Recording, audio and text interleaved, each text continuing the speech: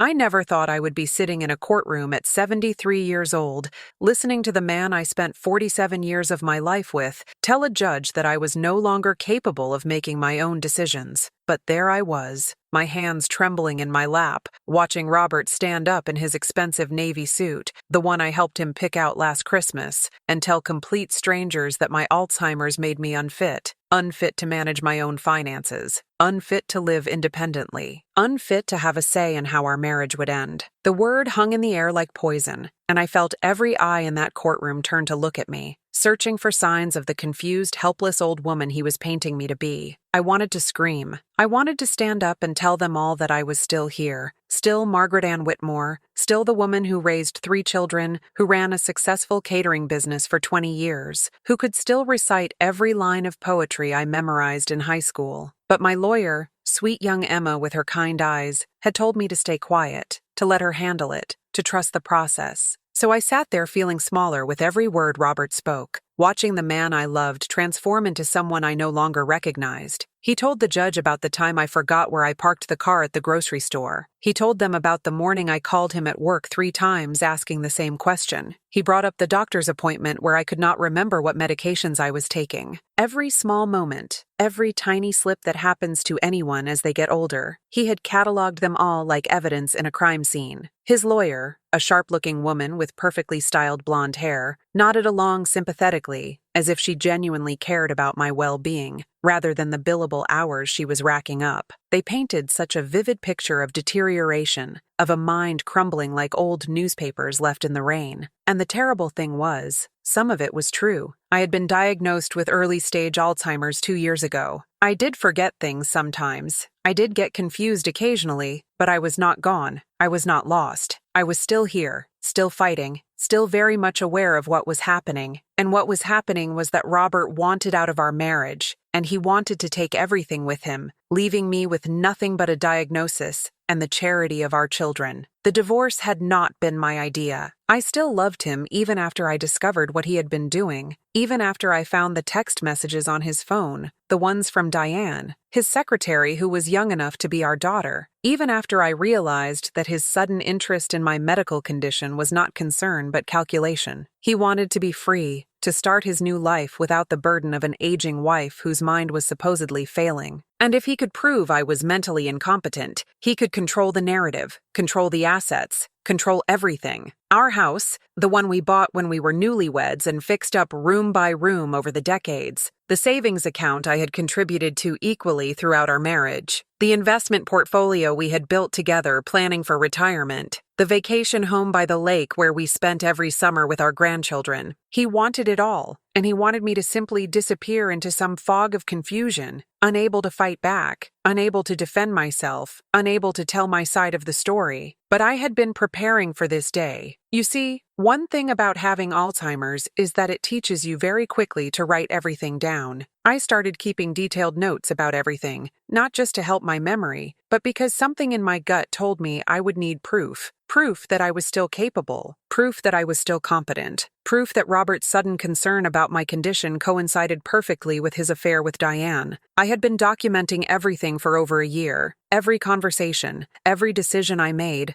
every bill I paid, every medication I took correctly, every appointment I attended on time, every moment of clarity that proved I was still very much in control of my faculties despite my diagnosis. And I had put it all in an envelope, a thick manila envelope that sat on the table in front of Emma, waiting for the right moment. Robert was still talking, his voice carrying that fake concern that made my stomach turn. He was telling the judge about how I wandered into the wrong bedroom one night, confused about where I was. What he did not tell the judge was that I had taken a new sleep medication that night, one that made me groggy, and that it happened once, just once, and I figured out where I was within seconds. But the way he told it, you would think I was found wandering the streets in my nightgown not knowing my own name. He was telling the judge about how I could not remember our grandson's birthday, conveniently leaving out that we have 7 grandchildren, and I had simply mixed up which one had a birthday that week. I still sent a card. I still called. I just called 2 days early. But in Robert's version, I was a grandmother who could not even remember her own grandchildren, a woman so lost in the fog that I was a danger to myself and others. I glanced at Emma, and she gave me a small, reassuring nod. She had read everything in that envelope. She knew what we had. She knew the truth, and she was waiting, letting Robert dig himself deeper and deeper into his own lies, letting him paint this picture of a helpless, confused woman who needed to be managed and controlled. I could see the judge, an older woman with gray hair and intelligent eyes, taking notes, her expression neutral but focused. Judge Patricia Henshaw. I had looked her up. She had a reputation for being fair, for being thorough, for not suffering fools. I was counting on that. I was counting on her to see through Robert's performance, to recognize what this really was. Not a concerned husband trying to protect his ailing wife, but a cheating man trying to manipulate the system to get what he wanted. Robert finally finished his testimony and sat down, and I could see the satisfied look on his face. He thought he had won. He thought that painting me as incompetent would be enough, that the diagnosis alone would seal my fate. His lawyer called a witness, Dr. Raymond Pritchard, my neurologist. My heart sank a little because I knew what was coming. Dr. Pritchard was a good doctor, a kind man, but he was also bound by medical facts. He had diagnosed me with early-stage Alzheimer's. He had documented my symptoms, and now he was going to have to testify about my condition. He took the stand, looking uncomfortable, his eyes briefly meeting mine with what looked like sympathy. Robert's lawyer began asking him questions about my diagnosis, about the progression of Alzheimer's, about what I could and could not be expected to manage on my own. Dr. Pritchard answered honestly, explaining that I was in the early stages, that cognitive decline was expected but not immediate, that many people with early Alzheimer's continued to live independently and make their own decisions for years. But Robert's lawyer twisted his words, asking leading questions about worst-case scenarios, about how the disease would eventually rob me of my ability to function. She asked if it was possible that I could forget to turn off the stove, forget to take my medications, forget to lock the doors at night. Dr. Pritchard had to admit that yes, eventually those things could happen. But when he tried to clarify that I was nowhere near that stage, that I was currently fully capable of managing my daily life, the lawyer cut him off, thanked him, and dismissed him. It was a masterclass in manipulation, taking a medical professional's testimony and reshaping it to fit their narrative. I felt sick. I felt angry. I felt like I was watching my entire life being reduced to a collection of symptoms and possibilities, as if I was already gone, already lost, already just a shell of a person who needed to be managed by others. Then it was our turn. Emma stood up, smoothing her skirt, and I could see the determination in her eyes. She was young, maybe 30 at most, but she was fierce. She had believed me from the very first consultation when I walked into her office with my envelope and told her everything. She had listened when other lawyers had suggested I just accept whatever Robert offered, that fighting would be too hard given my diagnosis. But Emma had seen the truth. She had seen the documentation. She had seen me, really seen me, not just as a woman with Alzheimer's, but as a woman fighting for her life, her dignity, her future. She called me to the stand, and I stood up on shaking legs, making my way to the witness box, feeling the weight of every eye in that room on me. The bailiff asked me to state my name, and I said clearly, firmly, Margaret Ann Whitmore. Emma smiled at me, a smile that said, "You can do this," and she began asking me questions. She asked me about my daily routine, and I told her. I wake up at 6:30 every morning. I make coffee, 2 tablespoons of grounds for every cup of water. I take my medications with breakfast, 1 pill for blood pressure, 1 for cholesterol, and 1 for the Alzheimer's. I read the newspaper, work on crossword puzzles to keep my mind sharp. I call my daughter Linda every Tuesday and Thursday. I volunteer at the community center every Monday and Wednesday, helping to organize the food pantry. I attend book club the first Friday of every month, and I have not missed a meeting in 3 years. I manage my own checking account, balance it every month, and have never bounced a check. I drive myself to appointments, to the grocery store, to visit friends. I live a full, independent, active life. Emma asked me if I ever forgot things, and I said yes. Of course I do. I forget things the same way everyone forgets things. I forget where I put my reading glasses. I forget why I walked into a room sometimes. I forget names occasionally, but I use strategies. I write things down. I set reminders on my phone. I keep a calendar. I adapt. I cope. I am still here. Then Emma picked up the envelope. She asked the judge for permission to enter it into evidence, and Judge Henshaw nodded, her eyes curious. Emma opened it and began pulling out documents, hundreds of pages of documentation that I had compiled over the past year. There were bank statements showing that I had managed our joint account perfectly, with every transaction recorded and accounted for. There were copies of bills I had paid on time, every single one. There were notes from my volunteer coordinator at the community center praising my reliability and organizational skills. There were photographs I had taken and organized by date showing my activities, my outings, my life. There was a detailed calendar where I had recorded every appointment, every medication dose, every phone call, every moment of my days. There were even receipts from the grocery store with detailed shopping lists in my handwriting showing that I planned meals, managed a budget, and took care of myself completely independently. But the most damaging evidence, the evidence that made Robert's face go pale, was the timeline I had created. A detailed timeline that showed exactly when Robert's behavior toward me had changed. It started 18 months ago, right around the time he began his affair with Diane. I had phone records showing the sudden increase in calls and texts between them.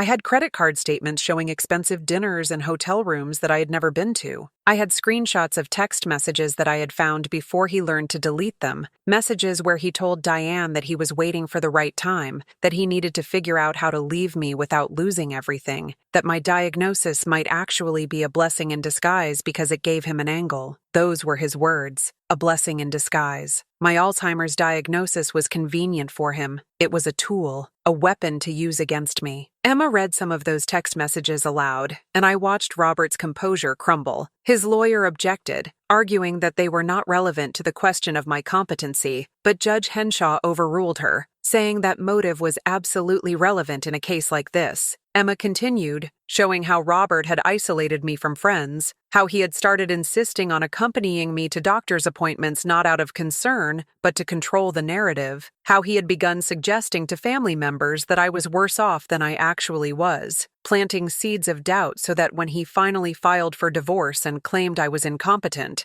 everyone would already be primed to believe him. It was calculated. It was deliberate. It was cruel. Then Emma asked me the most important question. She asked me if I understood what was happening in this courtroom. I looked directly at Judge Henshaw, and I said yes. I said I understand that my husband is trying to use my medical diagnosis to paint me as incompetent so that he can control our assets and leave me with nothing. I understand that he is lying about the severity of my condition. I understand that he is twisting normal moments of forgetfulness into evidence of incompetence. I understand that he is doing this because he wants to be with another woman, and he does not want to give me what I am entitled to in this divorce. I understand all of it, and I am here to fight for myself, because I am still capable, I am still worthy, and I am still here. The courtroom was silent. You could have heard a pin drop. Judge Henshaw was staring at me with an expression I could not quite read, and then she turned to Robert and asked him if he had anything to say. He stumbled through some excuse about how he was just concerned about my welfare, how he wanted what was best for me, how he had not meant for any of this to sound malicious. But the damage was done. The evidence was there. The truth was out. Judge Henshaw looked at the documents spread across her bench, looked at me, looked at Robert, and then she did something unexpected. She called for a recess, saying she needed time to review everything carefully before making any rulings. We all stood as she left the courtroom, and then Emma grabbed my hand and squeezed it, whispering that I had done beautifully, that we had a real chance. During the recess, I sat in a small conference room with Emma going over what would happen next. She explained that Judge Henshaw seemed to be taking my evidence seriously, that the text messages especially had damaged Robert's credibility, but she also warned me that nothing was guaranteed, that the diagnosis was still a factor, that the judge might still impose some restrictions even if she ruled in my favor overall. I told Emma that I understood, that I was prepared for whatever came next, but that I needed her to know how grateful I was. Grateful that she had believed me, grateful that she had fought for me, grateful that she had seen me as a person, not just a diagnosis. She smiled, her eyes getting a little teary, and told me that I had fought for myself, that the documentation I had gathered was what made the case, that my clarity and determination had been what convinced her to take me on as a client in the first place. We went back into the courtroom and waited. Robert sat on the other side with his lawyer, and he would not look at me. The confident man who had stood up earlier and declared me unfit was gone, replaced by someone who looked small and caught. I almost felt sorry for him.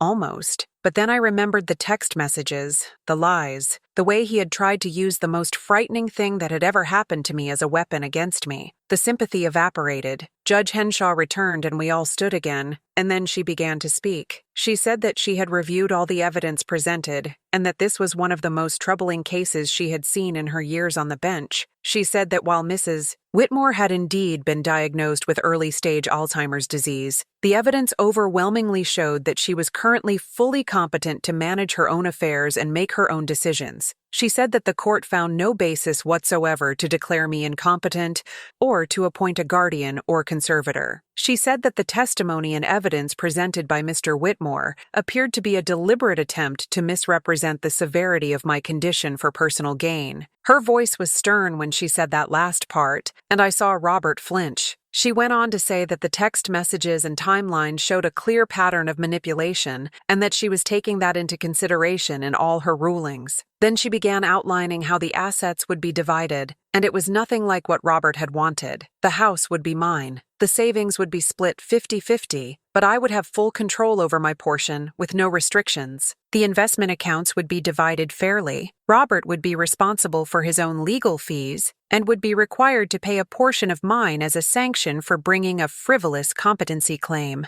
I could barely breathe. I had won. Not just won, but truly won. The judge had seen through everything, had recognized the manipulation, had ruled in my favor in every way that mattered. Emma was squeezing my hand so hard it hurt, but I did not care. I felt tears running down my face, but they were tears of relief, of vindication, of victory. Judge Henshaw was still talking, finalizing details, setting dates for paperwork, but I was barely listening. I was just sitting there feeling like I could finally breathe again after months of suffocating under the weight of Robert's lies. When the judge finally dismissed us, Robert and his lawyer left quickly, not looking back, and Emma hugged me right there in the courtroom, both of us crying and laughing at the same time. We walked out of that courthouse into the bright afternoon sun, and I felt like a different person. Not because anything about my diagnosis had changed. I still had Alzheimer's. I still would face challenges ahead. My memory would still fail me sometimes. The disease would still progress. But I had proven that I was more than my diagnosis. I had proven that I was still capable, still strong, still able to fight for myself. I had refused to be defined by Robert's narrative or by anyone's assumptions about what Alzheimer's meant. I had shown up, documented my truth, and fought back. And I had won. The next few weeks were a blur of paperwork and logistics. Robert moved out of the house, finally, taking his clothes and personal items and leaving behind 47 years of shared memories. It was strange walking through rooms that suddenly felt too big, too quiet, too empty. Our daughter Linda came to stay with me for a few days, helping me adjust, making sure I was okay. She cried when I told her everything that had happened in the courtroom, apologizing for not seeing through her father's manipulation sooner. She said he had been telling her and her brothers that I was getting worse, that I needed more help than I was admitting, and she had believed him because why would a husband lie about something like that? I told her it was not her fault, that Robert had been convincing, that he had played everyone perfectly, but now, the truth was out and we could all move forward. I settled into my new life as a single woman at 73 years old. It was not what I had imagined when I thought about my golden years. I had pictured growing old with Robert, holding hands on the porch, watching grandchildren play in the yard, traveling to places we had always talked about visiting. But that dream was gone and I had to build a new one. I kept volunteering at the community center. I kept going to book club.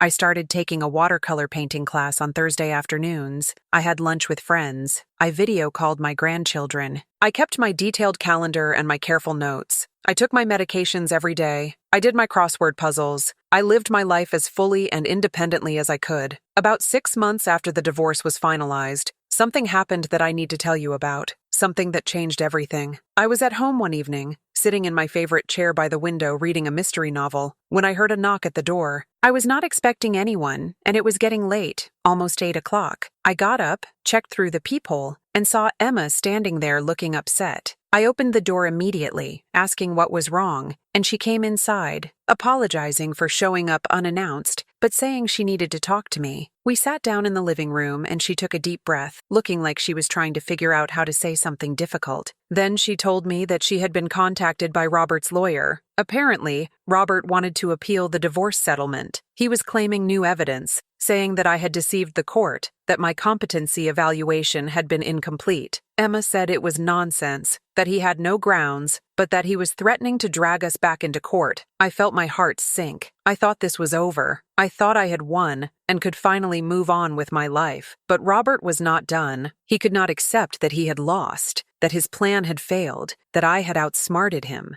Emma told me not to worry, that she would handle it, that his claims were baseless and would not hold up, but I could see the concern in her eyes. Court battles cost money and energy and time. Even if we won again, the process itself was exhausting. I thanked Emma for telling me in person and she left, promising to keep me updated on everything. I sat there in my quiet house feeling the weight of it all settling back on my shoulders. The fear, the uncertainty, the knowledge that I would have to fight all over again to defend myself, to prove my worth, to justify my right to live my own life on my own terms. That night, I could not sleep. I kept thinking about Robert, about why he was doing this, about what he hoped to gain. The divorce was final. The assets were divided. He was with Diane now, living in a condo downtown, starting his new life. Why could he not just let me go? Why did he need to keep attacking me, keep trying to prove that I was incompetent? And then it hit me. This was not really about the money or the assets anymore. This was about his ego. He could not stand that I had beaten him. He could not stand that people knew what he had done, how he had tried to manipulate a woman with Alzheimer's for his own gain. His reputation had been damaged. Some of our friends had stopped talking to him.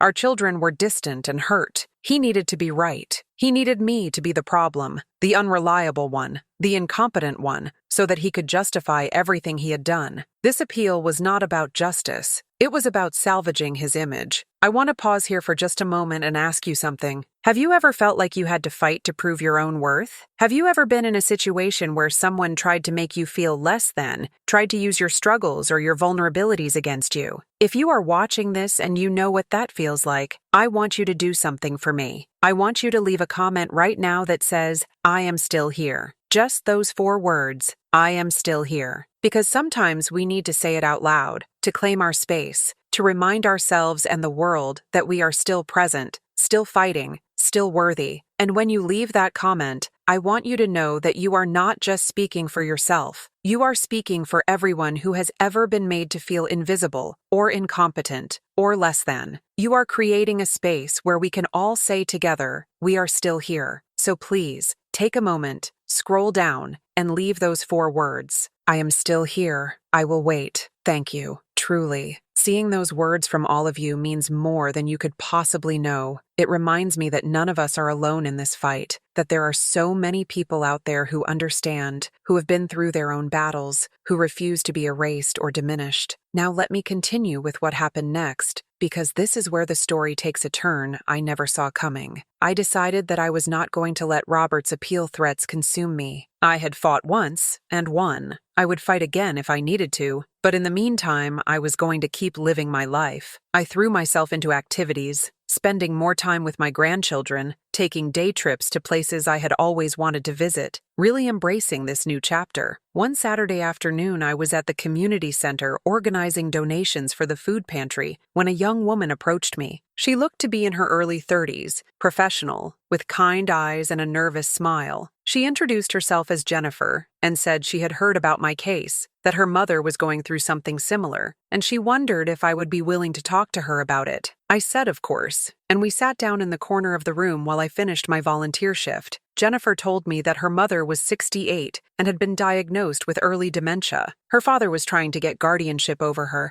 claiming she could not take care of herself, but Jennifer suspected it was because her parents' marriage had been rocky and her father wanted control of her mother's inheritance from her own parents who had recently passed away. It was the same pattern, using a medical diagnosis as a weapon, using someone's vulnerability against them. I told Jennifer everything I had learned, about documentation, about keeping careful records, about finding a lawyer who would really listen and believe. I gave her Emma's contact information. We talked for over an hour, and by the end, Jennifer was crying, thanking me, saying she had felt so alone and helpless watching what was happening to her mother. I hugged her and told her that her mother was lucky to have a daughter who was fighting for her, that she was not alone, that there were resources and people who could help. That encounter stayed with me. It made me realize that what had happened to me was not unique. There were probably countless other people out there, mostly women, mostly older, mostly with some kind of medical diagnosis, who were being taken advantage of by spouses or family members who saw their condition as an opportunity rather than as something requiring genuine care and support. I started thinking about what I could do with my experience. Could I help others? Could I turn this nightmare into something meaningful? I reached out to Emma and asked her if she had other clients in similar situations, and she said yes, that it was more common than people realized. We started brainstorming ideas for how we could raise awareness, maybe start a support group, maybe create resources for people who were facing competency challenges.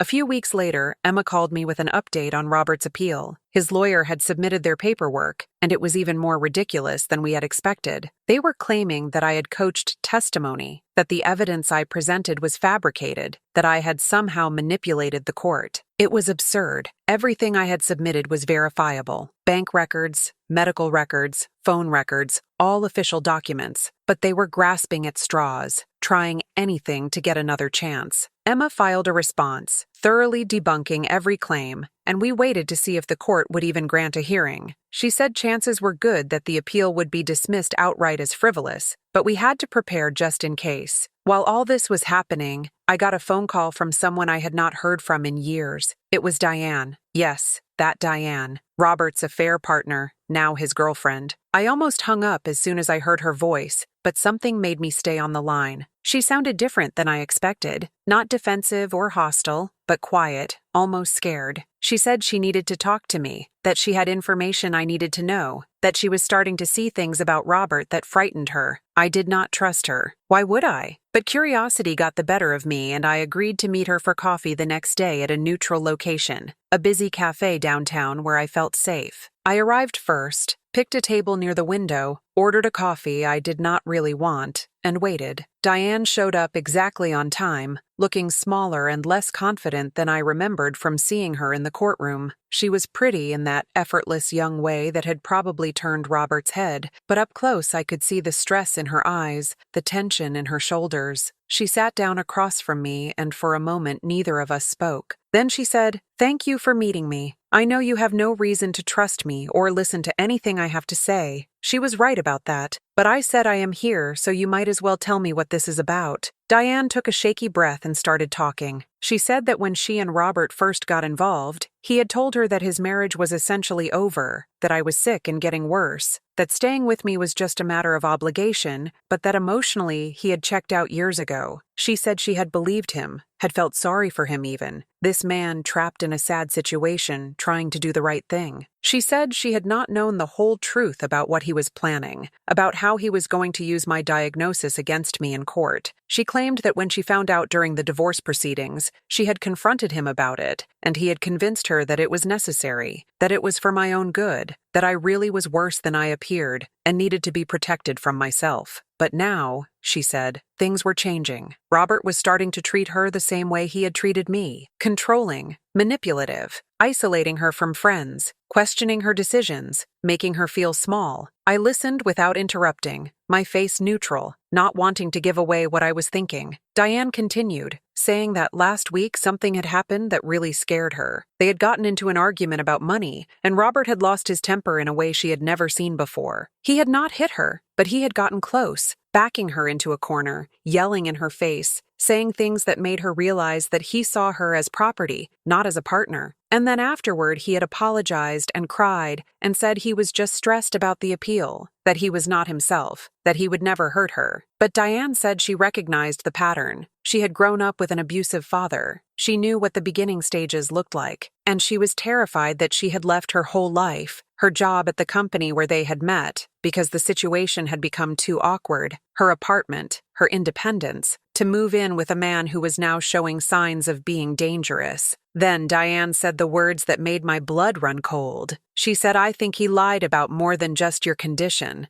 I think he has been lying about a lot of things." She reached into her purse and pulled out some papers, sliding them across the table to me. They were financial documents, bank statements from accounts I had never seen before. Robert had hidden money, a lot of money. Accounts in his name, only that he had never disclosed during the divorce proceedings. We were supposed to have split everything 50-50, but he had kept entire accounts secret. Diane said she had found them by accident when looking for insurance information on his computer. She said there were offshore accounts too, more money that he had been moving around for years. She said she had made copies of everything before he realized what she had found. I stared at the papers, my hands shaking. This was huge. This was fraud. This was perjury. Robert had lied under oath about our assets. If this was real, if these documents were legitimate, then he had committed serious crimes. But why was Diane telling me this? Why was she helping me? I looked up at her and asked exactly that. "Why are you doing this?" She looked me straight in the eye and said, "Because I am starting to think that what he did to you, he will do to me eventually. And because it was wrong, all of it was wrong. I have spent months justifying it to myself, telling myself that love is complicated, that situations are not always black and white. But watching him try to appeal the divorce, try to hurt you even more after everything, I cannot be part of it anymore. I just cannot." I did not know what to say. Part of me wanted to believe her, wanted to take these documents straight to Emma and blow Robert's entire case apart. But part of me was suspicious. What if this was a setup? What if Robert had sent her to feed me fake documents that I would try to use, and then he could claim I was fabricating evidence, that I was the dishonest one? What if this was all part of some larger manipulation?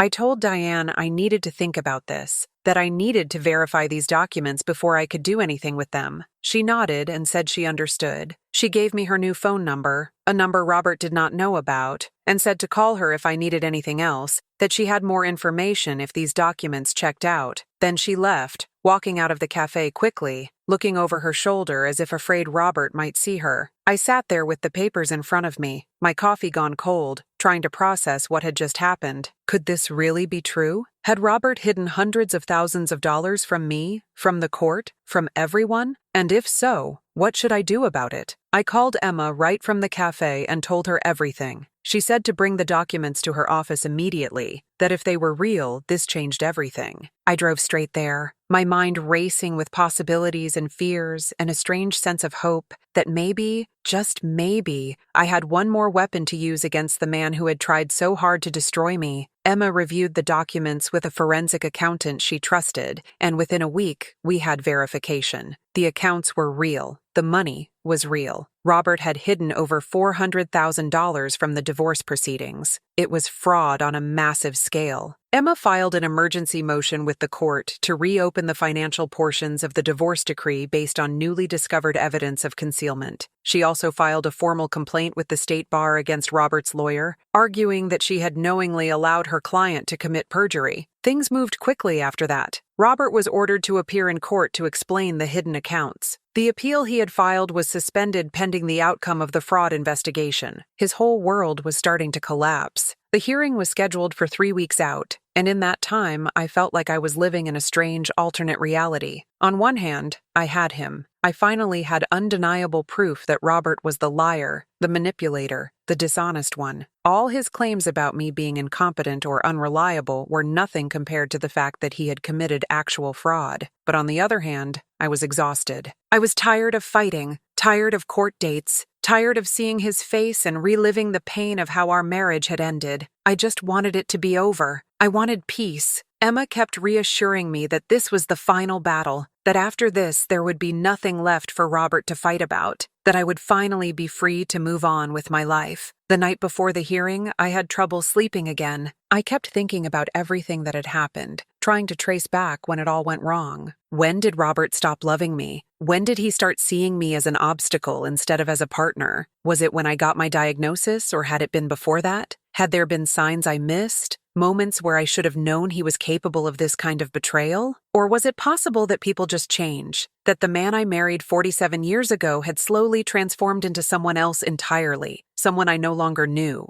I did not have answers to these questions, and I realized I probably never would. All I could do was keep moving forward, keep fighting for myself, keep proving that I was still here. The hearing room was packed. Apparently, word had gotten out about the hidden accounts, and people were interested in seeing how it would all play out. Robert showed up with his lawyer, both of them looking grim. Diane was there too, sitting in the back row, having been subpoenaed to testify about how she had discovered the documents. Judge Henshaw presided again, and she did not look pleased. She had clearly read all the filings and knew what this hearing was about. Emma started by presenting the evidence of the hidden accounts, walking through each one, showing the paper trail of how Robert had moved money around, how he had deliberately excluded these assets from his divorce financial disclosures. The forensic accountant testified, explaining the sophisticated methods Robert had used to hide the money, saying that this was not accidental oversight, but deliberate concealment. Then Diane was called to testify. She looked terrified walking up to the witness stand, but she answered every question clearly and honestly. She explained how she had found the documents, why she had decided to share them with me, and confirmed that Robert had never mentioned these accounts to her either until she discovered them herself. Robert's lawyer tried to discredit her during cross-examination, suggesting she had ulterior motives, that she was a scorned woman angry at Robert for some reason. But Diane held firm, saying that her only motive was doing the right thing, that she had watched me fight for my dignity and my rights, and it had inspired her to stand up too. It was a powerful moment, and I could see it landing with Judge Henshaw. Then it was Robert's turn to testify, and I watched him squirm under Emma's questioning. He tried to claim that he had forgotten about some of the accounts, that they were old, and he had not thought to include them. But Emma tore that apart, showing records of recent activity, deposits, and transfers that proved he had been actively managing these accounts throughout our divorce proceedings. He tried to claim that some of the money was from inheritance or gifts that were his separate property. But Emma produced documents showing that much of it had come from joint accounts or from the sale of jointly owned property, meaning it should have been split in the divorce. He had no good answers. He looked like exactly what he was, a liar who had been caught. Judge Henshaw did not deliberate long. She said that the evidence was clear and convincing that Mr. Whitmore had deliberately concealed significant assets during the divorce proceedings, that this constituted fraud upon the court, and that she was therefore voiding the financial portions of the divorce decree and ordering a complete redivision of assets, including all hidden accounts. She ordered Robert to pay all of my legal fees for both the original divorce and this hearing. She also said she was referring the matter to the district attorney's office for potential criminal prosecution for perjury and fraud. Robert went pale. His lawyer started trying to argue for leniency, but Judge Henshaw cut her off, saying that she had seen enough, that this case had wasted the court's time and resources, and that there would be consequences. The redivision of assets meant that I was entitled to half of the hidden accounts, plus penalties, plus interest. When all was calculated, I received an additional $230,000 on top of what I had already been awarded. Robert was financially devastated. He had tried so hard to keep everything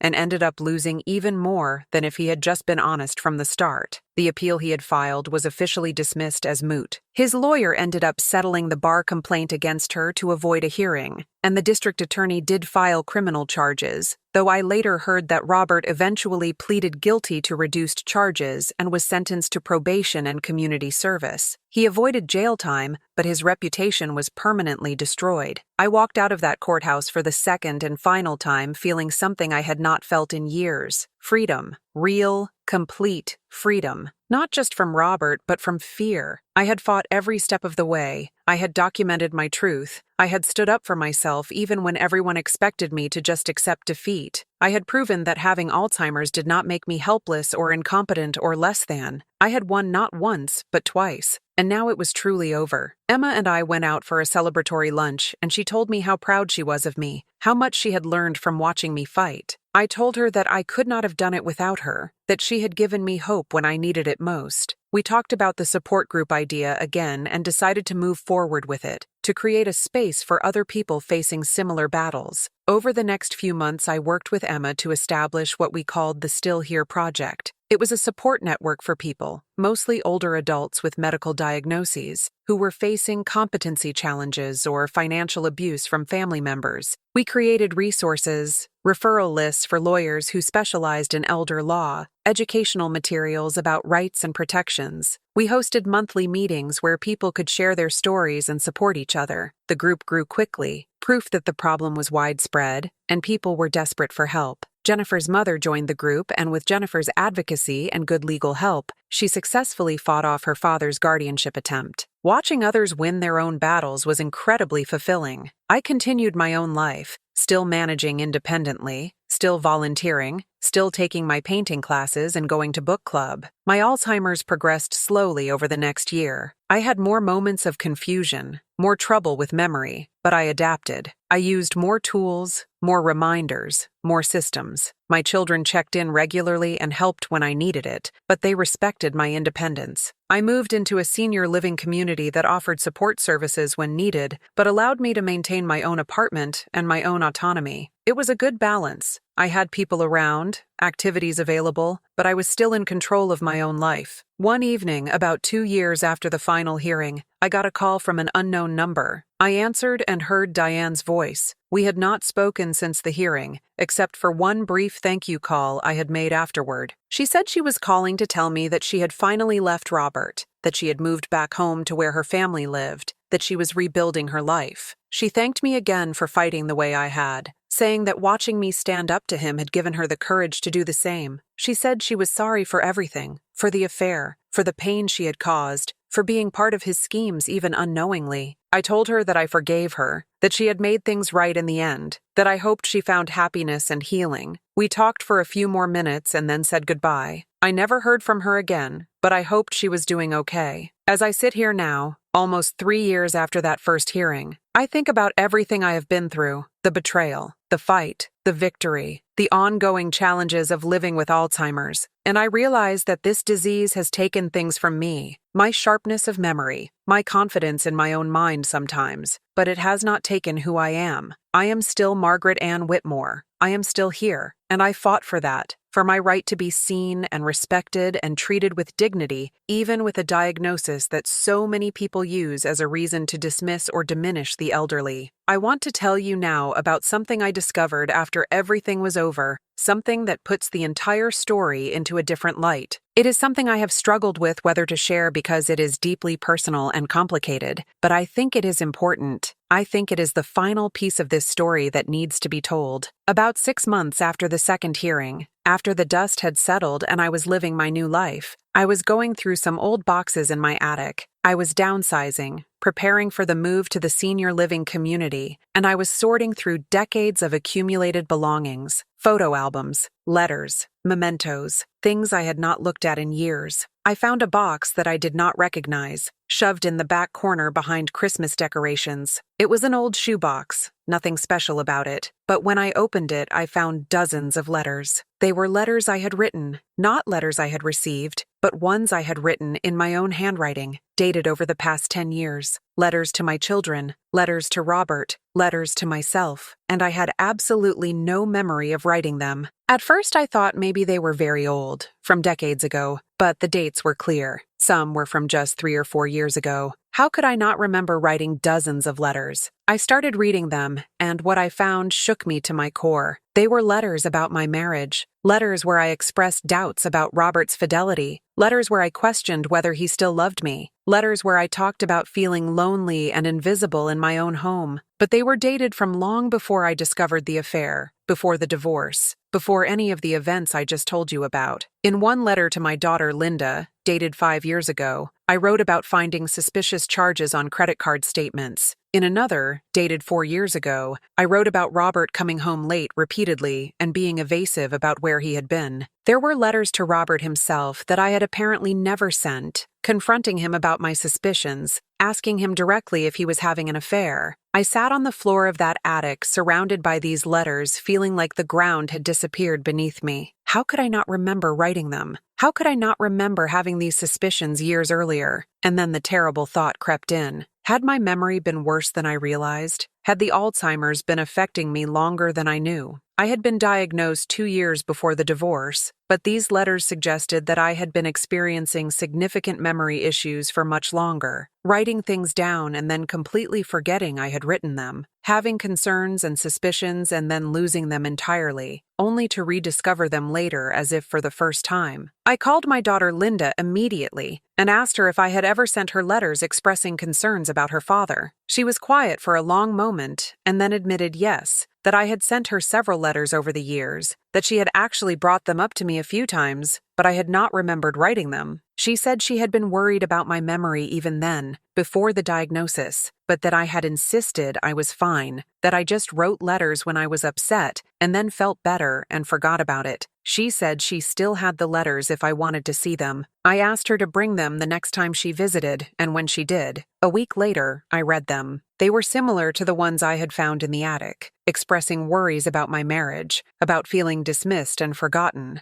about suspecting Robert was pulling away from me. This discovery forced me to reconsider everything. If I had been having serious memory issues for years before my diagnosis, then what did that mean about the story I had been telling myself? Was Robert completely wrong about my condition, or had there been some truth to his concerns, even if his motives were selfish? I made an appointment with Dr. Pritchard and showed him some of the letters, asking him honestly how long he thought I had been experiencing symptoms. He was gentle, but honest. He said that Alzheimer's typically develops gradually over many years before diagnosis, that it was very possible I had been having memory issues for 5 or even 10 years before we caught it. He said that writing things down and forgetting you had written them was actually a common early symptom, that people often try to compensate for memory loss in ways that they themselves do not remember. I felt like I was falling apart. Everything I had fought for, everything I had proven, was based on the idea that I was competent, that the diagnosis was early stage, that I was still fully capable. But what if I had been fooling myself? What if Robert had been right to be concerned? What if my careful documentation and my fighting spirit were actually just symptoms of someone in denial about how much they had deteriorated? I spiraled into depression for several weeks, questioning everything, wondering if I had fought so hard for a lie, if I had put my children through turmoil for nothing, if I had destroyed my marriage over suspicions I could not even remember having. Emma came to visit me when Linda called her worried about me. We sat in my apartment, and I showed her the letters and told her all my fears. Emma listened, and then she said something that changed my perspective. She said, "Margaret, even if you were having memory issues earlier than you realized, even if the Alzheimer's had been progressing for years, that does not change the facts of what Robert did. He still had an affair. He still hid money. He still tried to use your diagnosis as a weapon to take everything from you. Even if you did need more help than you thought, that did not give him the right to lie and cheat and manipulate. Your fight was not about whether you had Alzheimer's or how severe it was. Your fight was about your right to be treated honestly and fairly, to have agency in your own life, to not be taken advantage of, and you won that fight legitimately." Her words helped, but I was still struggling. I decided I needed to do something difficult. I needed to talk to Robert, not to reconcile or to apologize, but to understand. I needed to ask him directly about when he had first noticed my memory problems, what he had really been thinking during those years, whether any part of his concern had been genuine. I contacted him through lawyers and asked if he would meet with me, just the two of us, for a conversation. He agreed, probably out of curiosity more than anything else. We met at the same cafe where I had met Diane, neutral territory, public and safe. Robert looked older. The past few years had aged him, stress and consequence etched into his face. We sat down, and for a moment neither of us spoke. Then I said I found letters that I wrote years ago that I do not remember writing. Letters about you, about our marriage. I need you to tell me honestly when you first thought something was wrong with my memory. He looked uncomfortable, but said it had been gradual, that he had started noticing things maybe 7 or 8 years ago. Small things at first, repeating stories, forgetting conversations we had just had, misplacing things. He said he had tried to bring it up a few times, but I had gotten defensive and angry, insisting I was fine. He said he had let it go because he did not want to fight about it. I asked him when concern had turned into opportunity. When did he decide to use my condition against me instead of helping me through it? He looked away and said quietly that he did not know exactly when, that it had been a slow shift. He said that somewhere along the way, he had started feeling trapped, like he was going to spend the rest of his life taking care of someone who no longer knew him. He said the affair with Diane had started because she made him feel young and relevant again, because she looked at him like he mattered instead of like he was just an obligation. He said that when I got the official diagnosis, he had seen it as a way out, a way to move on with his life without being the villain who abandoned his sick wife. He said he was not proud of it, that he knew what he had done was wrong, but that he had felt desperate. I asked him about the hidden money, and he admitted that had been planned long before the divorce, that he had been moving assets into secret accounts for over a decade as a kind of insurance policy. He said he had always been afraid that something would happen,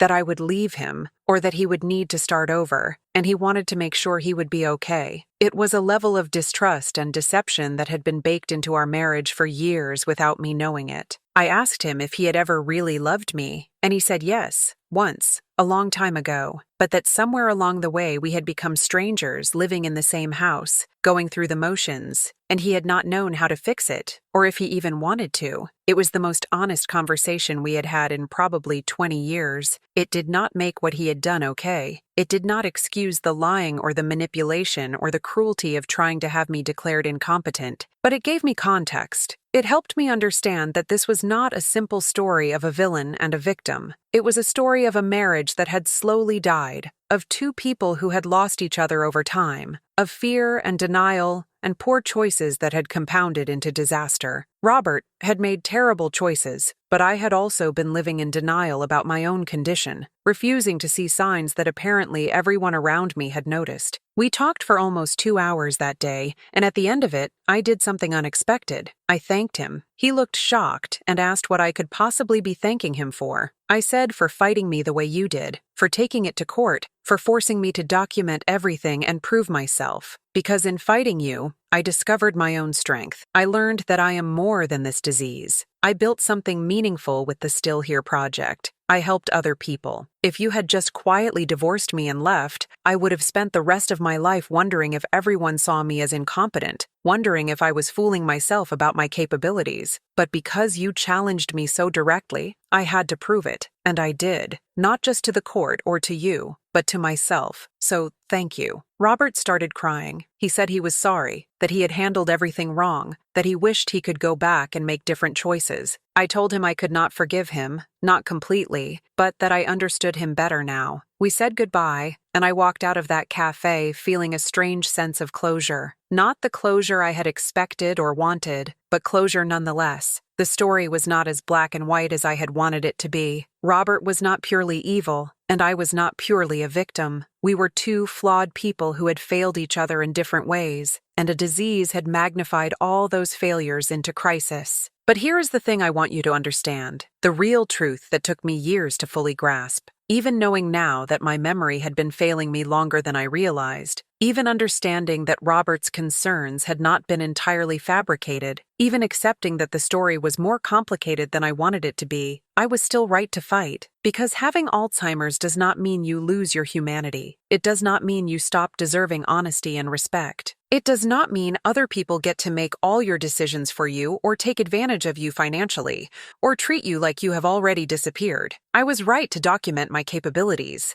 I was right to stand up in court. I was right to demand to be seen and heard, not because I was perfectly competent or because my memory was fine, but because I was still a person with rights and dignity regardless of my diagnosis. That is the message I carry now in the Still Here project. We work with people at all stages of cognitive decline, and our message is always the same. You still matter. You still have value. You still deserve to be treated with respect. Yes, there will come times when you need more help. Yes, there will be decisions you can no longer safely make alone, but that process should happen with your input, with your agency, with care and compassion, not through manipulation and lies and legal battles designed to strip you of everything. There is a right way to help someone with dementia and a wrong way, and what Robert tried to do was absolutely the wrong way. I want to tell you about one more thing before I finish this story. About a year ago, I was asked to speak at a conference about elder abuse and cognitive decline. It was a room full of lawyers, social workers, medical professionals, people who work with vulnerable populations. I was terrified. Public speaking had never been my strength even before Alzheimer's, and now I was being asked to stand in front of hundreds of people and tell my story. But Emma convinced me that it was important, that hearing directly from someone who had been through it would be powerful. So I agreed. I wrote out my speech carefully, practiced it dozens of times, brought my notes with me to the podium. I started speaking, and for the first 10 minutes, everything went smoothly. I was telling my story, explaining what had happened, describing the fight, and then I lost my place. I looked down at my notes and could not find where I was. I stood there in front of all those people, silent, confused, feeling panic rising in my chest. This was it. This was the moment that would confirm everyone's worst assumptions about people with Alzheimer's, that we are incompetent, that we cannot be trusted to represent ourselves, that we are unreliable. I could feel tears starting to form, and I thought, I am going to have to walk off this stage in humiliation. But then something happened. A woman in the front row stood up and said, "Take your time. We are here for you." And then another person stood up, and another. Within seconds, the entire room was on their feet, not applauding, not making noise, just standing in solidarity, waiting for me. I looked at all those faces and saw nothing but compassion and patience. I took a deep breath, found my place in my notes, and continued. When I finished my speech 15 minutes later, the standing ovation was thunderous. People came up to me afterward, many of them crying, saying that the moment when I lost my place and kept going anyway was the most powerful part, that it showed exactly what they needed to understand about working with people with cognitive decline, that we are human, that we struggle, that we need support and patience, but that we are still here and still have important things to say. That moment taught me something crucial. Vulnerability is not weakness. Needing help is not failure. Having Alzheimer's means I will have moments of confusion and difficulty. It means I will need support systems and coping strategies. It means my independence will gradually decrease over time. But none of that erases my value as a person. None of that means I should have accepted Robert's version of reality where I was already gone, already incompetent, already just a problem to be managed and discarded. I fought for the right to live with dignity and agency for as long as possible. And that fight was worth it, even knowing now that the disease was more advanced than I had wanted to believe. I am 76 years old now. 3 years have passed since that final court hearing. My Alzheimer's has progressed. I am not going to pretend otherwise. I live in the senior community with support services. I no longer drive. I need help managing my medications and my finances. My daughter Linda has power of attorney now, something we set up together with my full informed consent, with lawyers present, with my wishes clearly documented. This is what I wanted, to plan ahead while I still could, to choose who would help me when I could no longer help myself completely. It is so different from what Robert tried to do, forcing control through courts and lies rather than earning it through trust and collaboration. I still run the Still Here project, though I have help now. I still meet with people who are facing competency battles. I still tell my story. My memory is unreliable. I repeat myself. I forget names and faces sometimes, but the core of who I am remains. My values, my determination, my belief that every person deserves dignity regardless of their cognitive state. That stays, and I will keep fighting for that as long as I can, in whatever capacity I can. Some days are harder than others. Some days I wake up confused about where I am or what year it is. Some days I cannot remember what I did yesterday or what I am supposed to do today. But I have systems. I have people who love me and help me. I have purpose. I have a life that is still worth living. And here is what I want you to take away from this story. If you are watching this and you have been diagnosed with Alzheimer's or dementia or any cognitive condition, please hear me. You are not gone. You are still here. Your diagnosis does not define your entire existence. You still have value and rights and agency. Fight for yourself as long as you can. Document your wishes. Build support systems with people you trust. Do not let anyone use your diagnosis as a weapon against you. And know that needing help is not the same as being helpless. That cognitive decline is not moral failure. That you deserve to be treated with compassion and respect every single day for the rest of your life, no matter how much help you need. And if you are watching this because someone you love has been diagnosed, please understand this. They are still there, even when they forget your name, even when they repeat the same story 5 times, even when they get confused or scared or frustrated, the person you love is still inside there. Treat them with dignity. Include them in decisions about their own life as much as possible.